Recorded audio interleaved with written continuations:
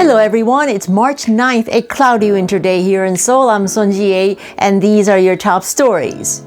Health authorities have tentatively found no relation between COVID-19 vaccines and reported deaths after getting them. 11 deaths were reported after Korea started inoculations in late February, prompting an investigation into the causes. Authorities say 8 of the deaths were likely to be caused by pre-existing conditions like heart disease and diabetes, and all 8 had been in long-term care facilities and did not exhibit allergic reactions after inoculation. The government is reportedly trying to dispel safety concerns about vaccinations by conducting epidemiological studies and publicizing the outcomes. During the 11 days since inoculations have begun, 383,346 people have received the first dose, accounting for about half of those in priority groups.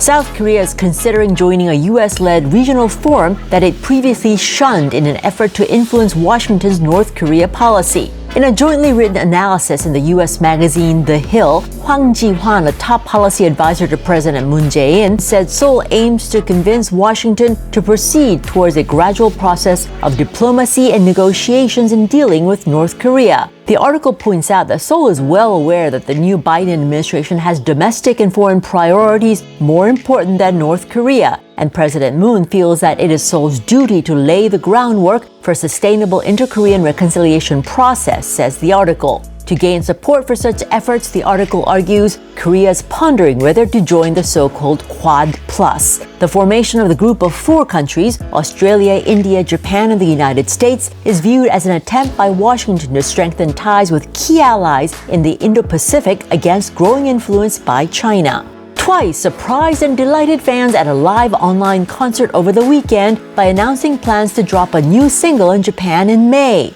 The K-pop girl group's new single, titled Kura Kura, will be written by Park Jin-young, producer and founder of JYP Entertainment. The agency says the song is about how one falls in love at first sight and enters a world that only the two exist. The May 12 release will be the group's first comeback in Japan since they released the single Better last November. Twice, a 9-member group consisting of singers from Korea, Japan, and Taiwan has a solid fan base in Japan, with a cumulative album sales reaching over 4.2 million units. Their Twice in Wonderland concert over the weekend incorporated AR and MR technologies through NTT Docomo. And those were your top stories. Stay safe, everyone, and remember to subscribe to Korea Now. Son Ji-ae out.